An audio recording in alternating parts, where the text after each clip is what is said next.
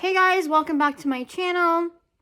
If this is your first time watching my channel, hello, hi, and welcome. My name is Hilary. I am a psychic and a medium, as well as a podcast host, a spiritual mentor, and many other things on top of that, but we're just going to leave it there.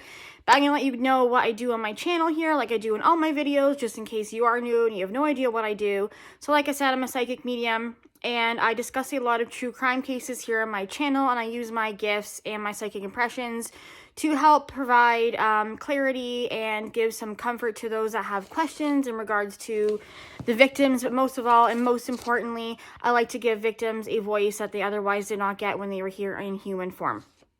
So if you do not like psychic mediums and this is not your thing, or you don't like spirituality, please click out now because you will not like this video. And I just suggest you click out because there's many other videos you can watch on YouTube, and I just don't have time for any negative feedback.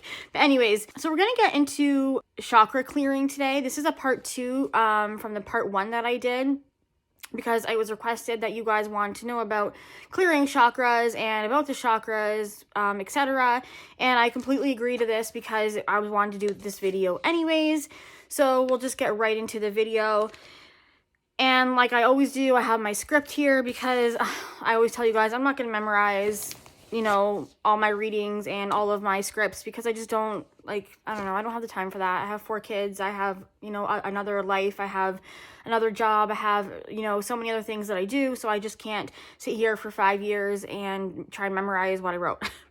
Anyways, with that all being said, if you could click the bell to know when I upload new videos, if you're interested in my content, as well as hit the subscribe, then you will know when I upload new videos. Okay, so let's just get right into my script that I wrote here, okay?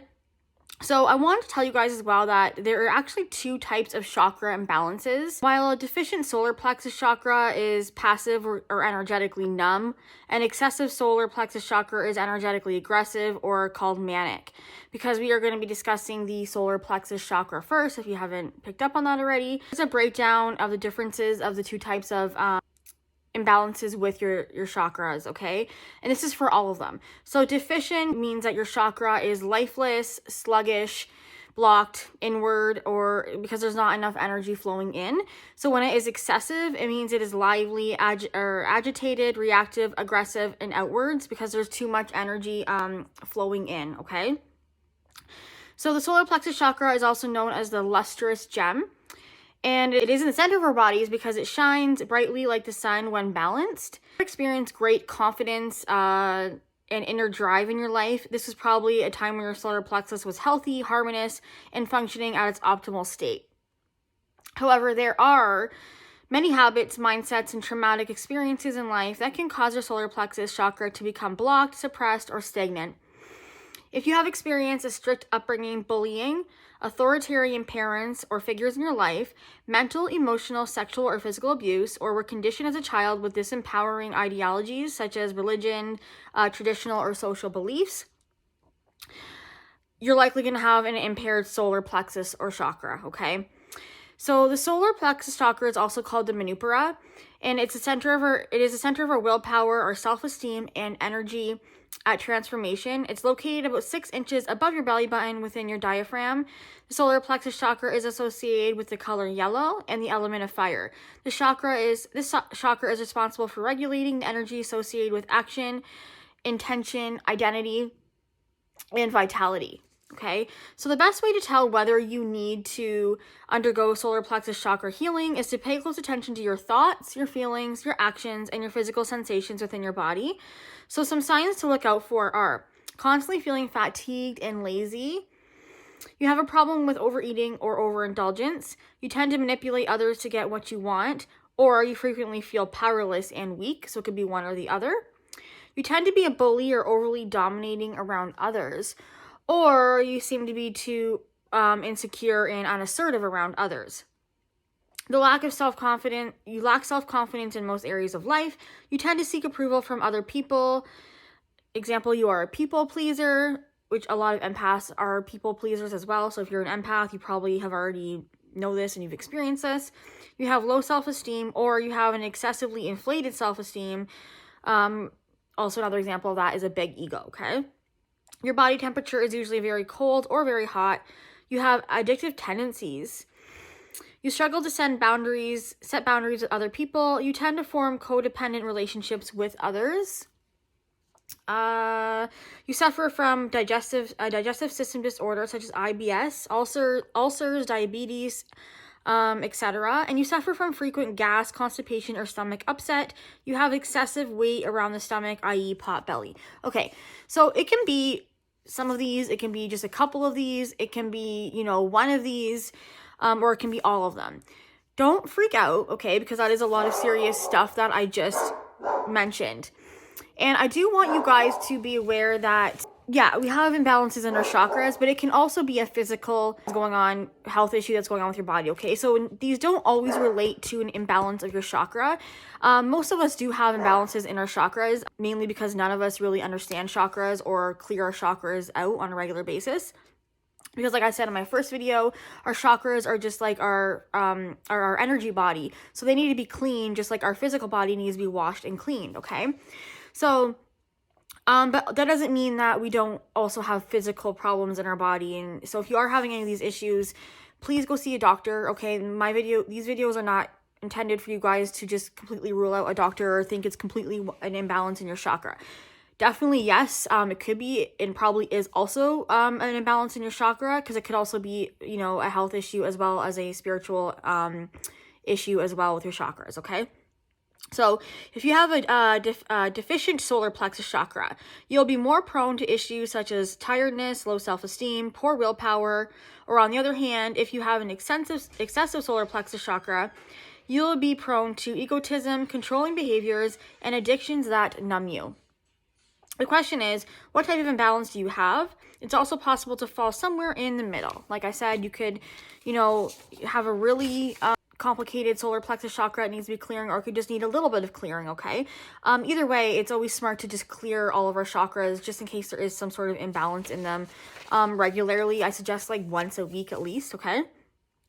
So what does a healthy and balanced solar plexus chakra look and feel like? When you have a clear, strong, and harmonious solar plexus chakra, you will firstly feel confident in yourself. You will no longer struggle with self-doubt or aggressive egotism, but instead you'll feel comfortable in your own skin, and you'll trust in your abilities.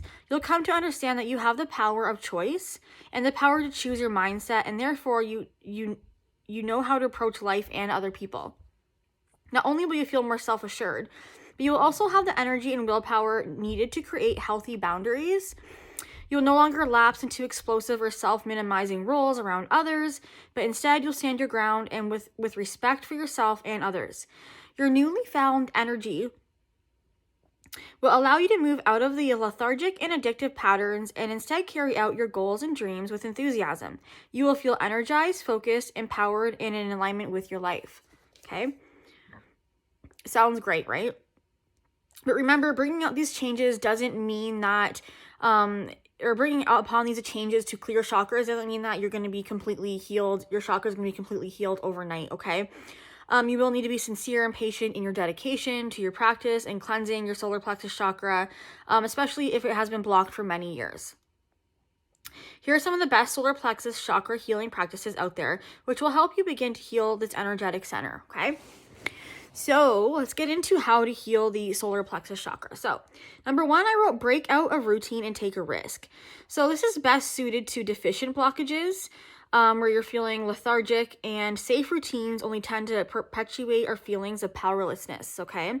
So break the dullness of your life to try something new. So stepping outside of your routine and go exploring, go to the shopping center with your friend. It doesn't have to be some big, huge trip, okay? It can be just little breaks throughout your day that, infuse you with energy and vitality again. And it can be, anything. Like I said, going for coffee with your friend. It can be just anything to get you to break your regular routine. So one small change can give you the motivation and renewed energy that you need, all right? Number two, I have cut ties with critical and negative people. This is a huge one, okay? This is also a very hard one to do. This one is best suited for deficient and excessive blockages. So if you can't cut ties permanently with belittling and critical people, try your best to keep a distance from them.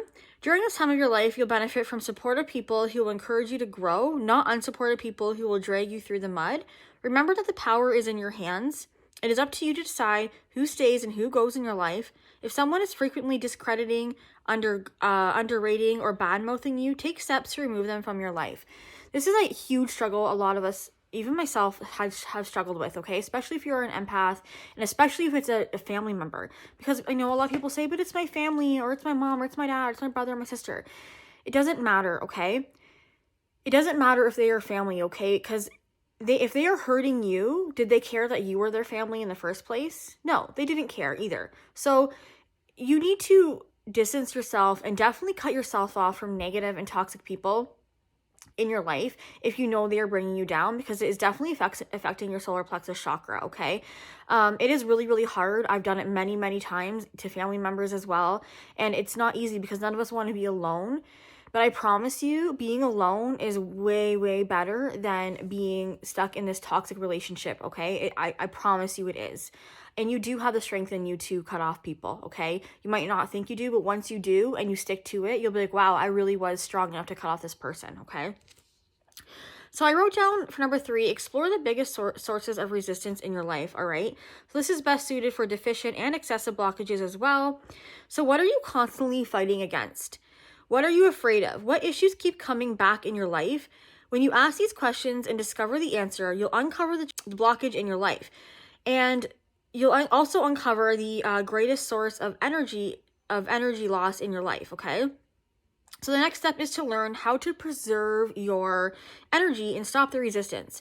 Ask yourself, what must I understand, love, or let go of that will free up my energy? So often those with blocked solar plexus chakras tend to invest huge amounts of energy towards fighting, avoiding, or suppressing something. So this is also very, very common, just as common as the other one that I was talking about when cutting off people. Do you have someone that constantly numbs their pain with, whether it's smoking cigarettes, alcohol, drugs, okay? This is super, super common.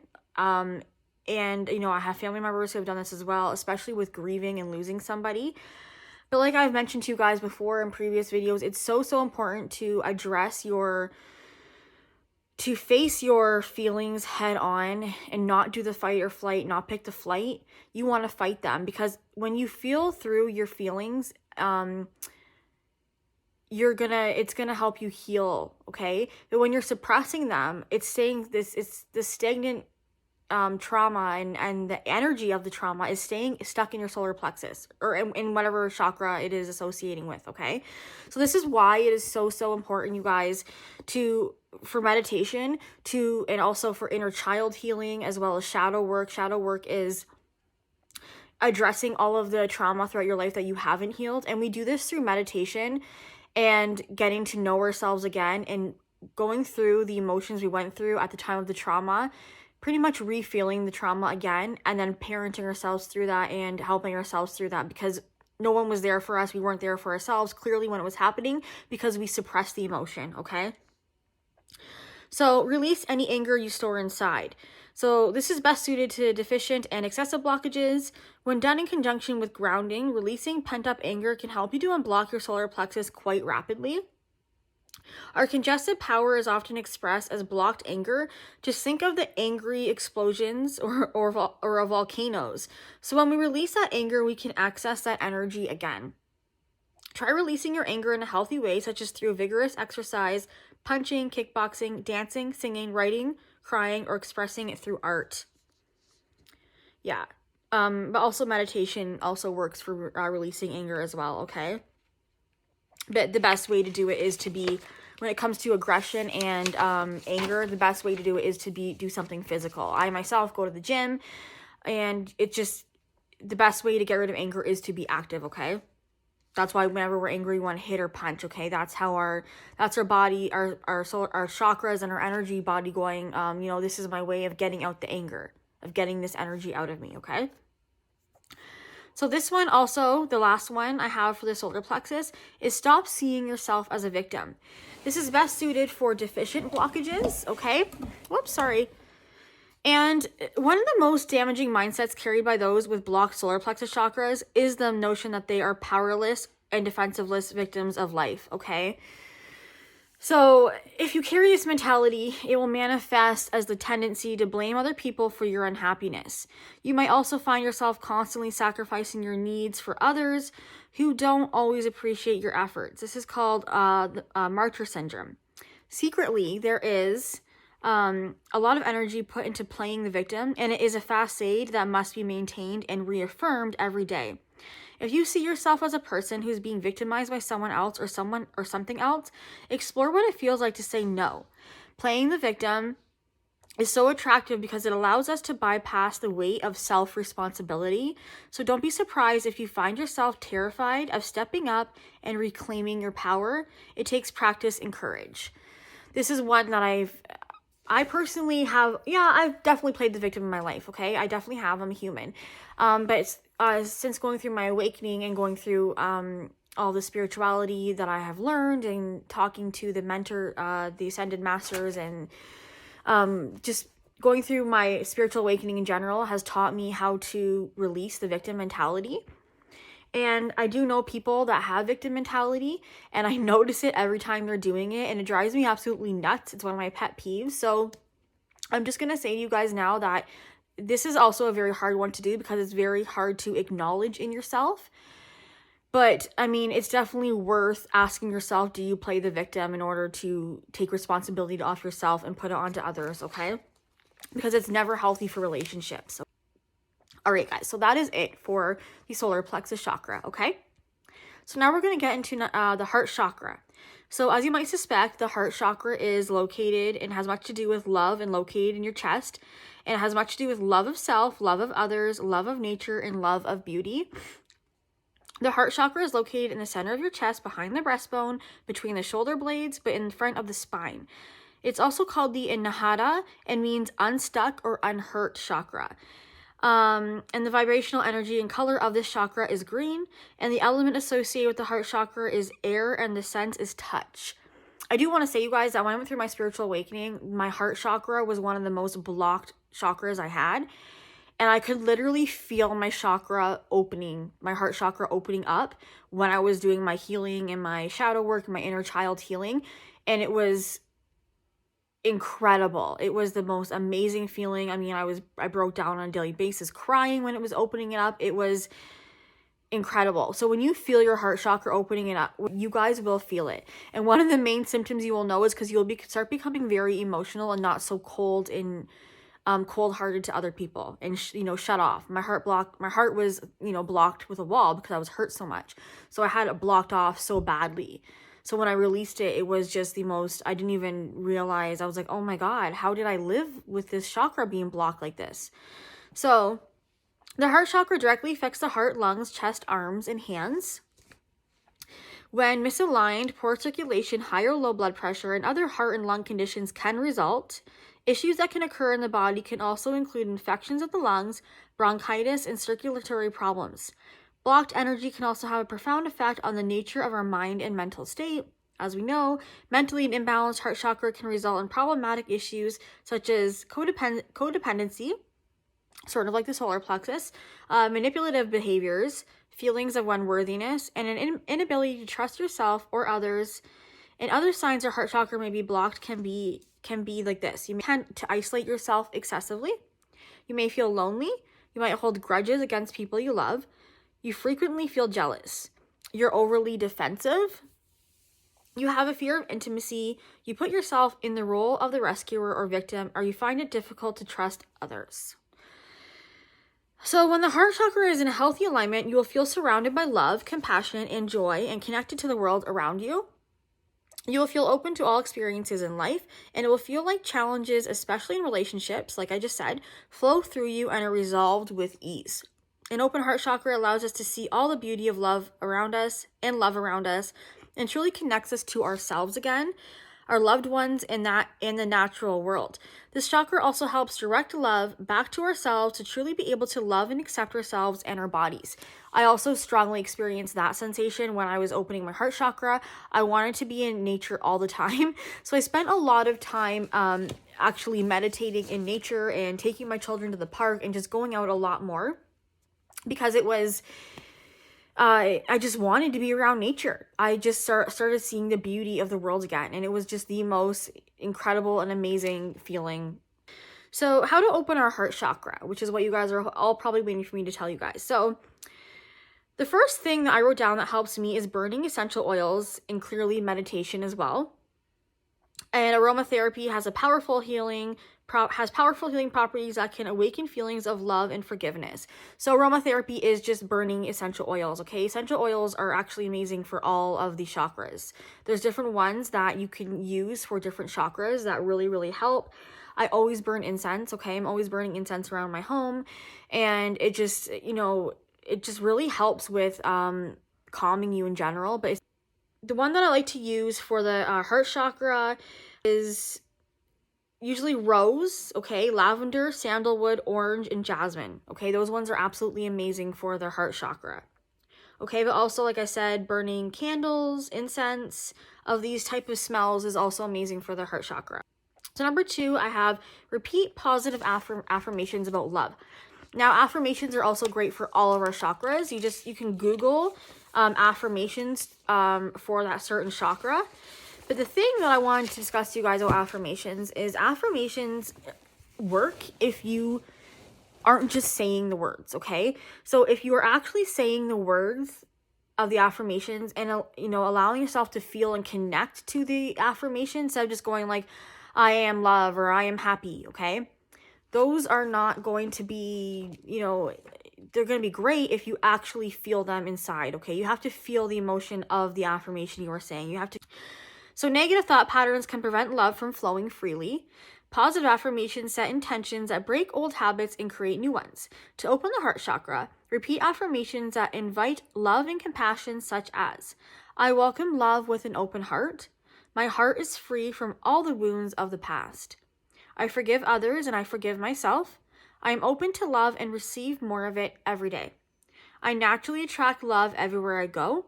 I create supportive, loving relationships. Sorry, my dog. I create supportive, loving relationships that are good for me. So those are just a few of them that I wrote down that I like to use. So the next thing I have for opening your heart chakra, for number 3, is practice postures that open the heart. Okay, so yoga. I love yoga, but I've loved yoga since I was like 18 because I've been into fitness since I was younger, like around 17, 18 years old. And I was a fitness trainer as well for a long time. And I still work out a lot, like quite a bit actually, because it is such a healing thing for me and for a lot of other people as well. But yoga is amazing for all of our chakras. So there's different positions in yoga that work with that are good for different chakras. Holding postures with mindful breathing helps release tension and open the heart chakra. Poses like the upward facing dog, the camel, and the bridge drive the chest towards the sky and open up your heart chakra, okay? The last one I have for the heart chakra is give love to receive love. This one worked amazing for me. The best way to receive love is by giving it. And as we know, what we give to the universe, we get back, right?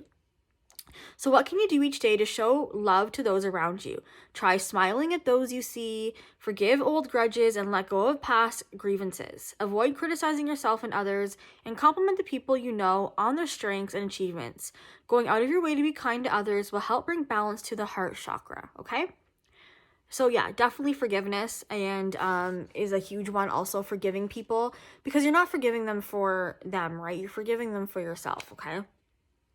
Okay, guys, so let's get into the throat chakra right here.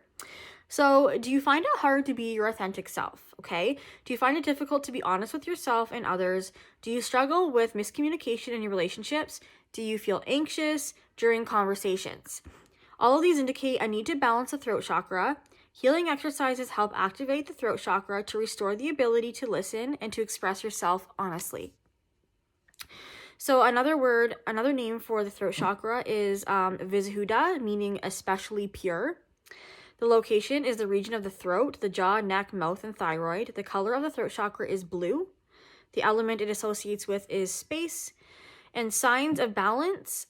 So if you're in balance if your throat chakra is in balance, you'll feel authentic expression comes easily and naturally to you.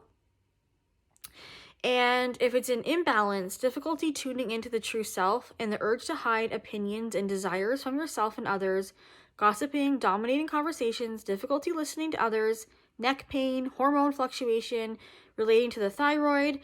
The throat chakra corresponds to the element of space, and space that forms the essence of emptiness. Our true selves exist in the space between the clutter of constant thoughts and emotions. Through meditation, in the calmness, we find the subtle element of space and reconnect to the throat chakra, okay?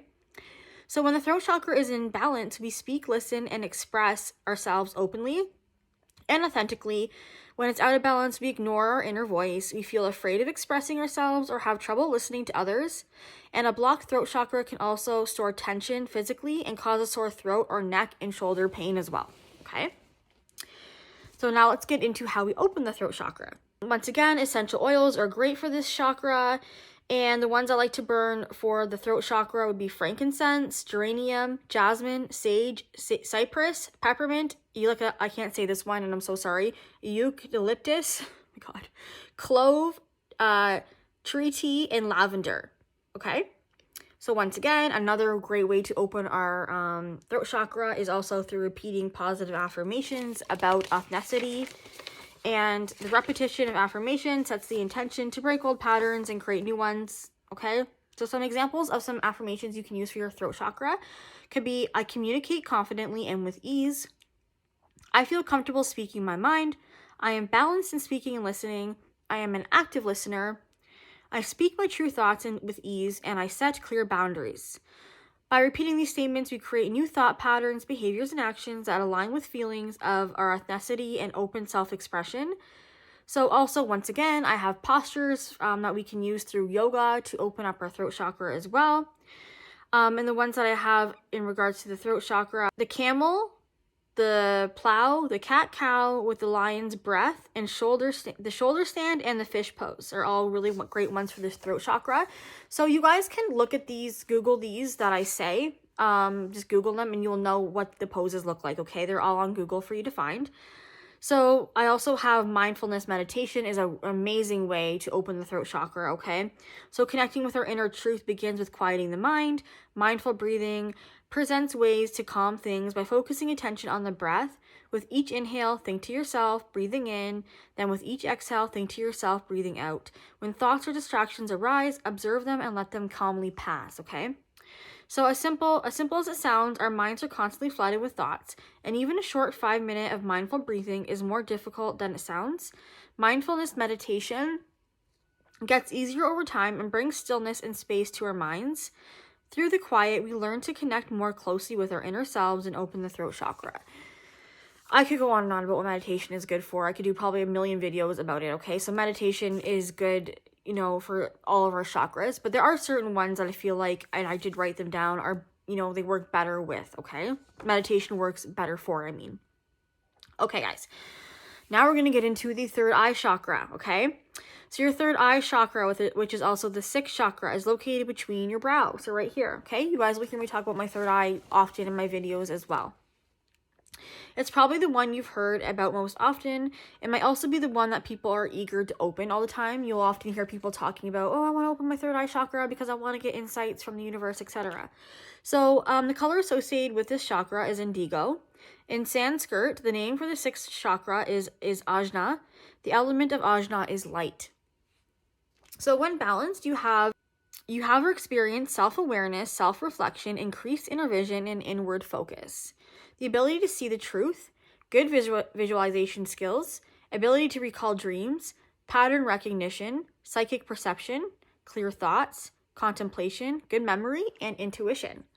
I do want to mention to you guys once again that we need to have a balanced root chakra, okay? If we want to open up and balance the other ones, the root is located at our spine. I discussed it in my part 1 of the video, of my first video. That one needs to be balanced if we want to balance the other ones, okay? It starts from the, number 1 chakra all the way up to the 7th chakra, okay? You need to start with the root, okay? Or else the other ones are not going to be in balance. The root chakra always has to be in balance, okay? So opening your third eye is something most people have heard of, and that's not a bad thing. However, the focus here is balance, right? Balance is important, and it's a delicate harmony between grasping tightly and letting it all slip through our fingers. The third eye is a symmetry of duality, which when balanced can expand our consciousness, boost your perception, and increase your awareness. When it's excessive or deficient, you might have or experience lack of view or higher purpose, focus, decisiveness, or not be clear about your goals. Inflexibility, polarized view of life or situations, difficulty trusting yourself and your intuition. Eye strain, vision problems, can't remember dreams, lack of concentration, hallucinations, bad memory, nightmares, headaches, and delusions. A lot, okay? But once again, I have to say it's not always our chakras. It can be a health problem as well, or it can be both, okay? Here are 7 easy ways to balance your third eye chakra. Number 1, stop numbing and watch your intake. I recommend doing this first so you can have a baseline reference point for your normal perception and consciousness level. An excess of fluoride, sugar, caffeine, alcohol, stimulant, and depressant drugs, as well as busyness, are all numbing devices, okay? If you find fluorides commonly in tap water, mouthwashes, and toothpaste, ingesting large amounts of fluoride can cause calcification of the pineal gland. The pineal gland dysfunction can affect sleep, mental performance, decision-making, and perception of reality. So sugar can slow your cognitive functions, affect your memory and attention span. Caffeine can affect your sleep and mental alertness. Alcohol, stimulants, and depressant drugs, as well as busyness, can affect your sleep, mood, and focus. I'll admit that I still use busyness to numb, like I just said. I even wrote it here in my script. But now that I find the balance between doing and being to allow more harmony with my third eye chakra. When you are numbing with drugs and alcohol, it's also hard to build trusting relationships with people. It's going to be really hard as well to open up your intuition and receive messages from the universe when we are, suppressing our third eye with alcohol and drugs, whatever addiction it is, okay? So you want to take your time to do this after you stop numbing and are aware of your baseline. Taking these steps first allows you to access and connect to stable and balanced energy. You might have difficulties accurately measuring your groundedness if you try to open your third eye without doing this step, okay? So additionally, opening your third eye before you're grounded can sometimes lead to experiencing excessive symptoms like hallucinations, nightmares, and delusions. Having an internal support system, mindfulness, balance low chakras, and external support system, therapy and coaching helps in this aspect, okay? So for example, being grounded with your root chakra helps keep you from losing touch with reality, and having stability in your emotional energy center, so your sacral chakra, can help keep your emotions in check when dealing with new perceptions as well. So strength in our power center, our solar plexus, can assist in meeting goals once you get clear on what those goals are. A balanced heart center or heart chakra can allow you to reconnect to your third eye and transcend and expand your new perceptions. Having a stable throat chakra allows you to have the freedom to express yourself or the messages you receive and the expansion of your consciousness and more profound purpose, okay? So I wrote down once again, meditate, okay? Meditation is amazing. And also for the yoga poses, I wrote down child pose, the eagle, and the tree pose are great yoga positions for the third eye. And so also I put down, okay, this is one that someone had told me that I thought was a really good idea. Walk around blindfolded, okay? This is a great one for unblocking your third eye chakra. So this one might seem a little bit out there, but it increases your ability to trust your intuition and enhances your other senses as well. And you'll want to do this at home in a secure environment, obviously, and you can try this exercise when you have a clear schedule. Additionally, you'll want to make sure your home is safe for you to walk around blindfolded. Put away anything you could break, obviously, if you bump into it, and also secure any areas that have steps. The recommendation is trying this for 3 hours, enough time to allow your ego to give up control. Not only does it let your intuition grow, but it also strengthens your self-trust. Now, I have not tried this one personally, but I am going to, okay? This one I had to include because I think this one is awesome, okay? So the 5th one I have is pay attention to your dreams. Everyone dreams. We don't all remember them. Once you stop numbing, you can start watching what you're putting into your body. You'll stop drinking, as well as doing the drugs if you have those type of addictions, and you'll start remembering your dreams again. So keep a pen and a dream journal next to your bed. A few times before you fall asleep, place your hand over your solar plexus and say, I will remember my dreams, okay? As soon as you wake up, start recording your dreams. Dreams are a way for your mind to work out any problems or questions you might have. Pay attention to your dreams, look at your journal at the end of the day, and pay attention to any connections between your waking life and your dreams. You might be surprised at how many answers you get in your dream journal. I have aromatherapy, and the ones I like to use for the third eye are clary sage, frankincense, sandalwood.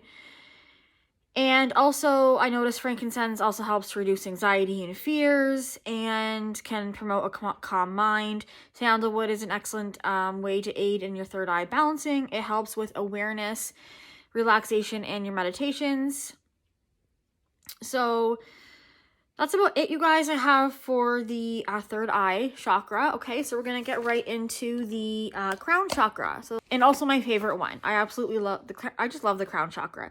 So it's located at the crown of your head. It's the last of your 7 chakras.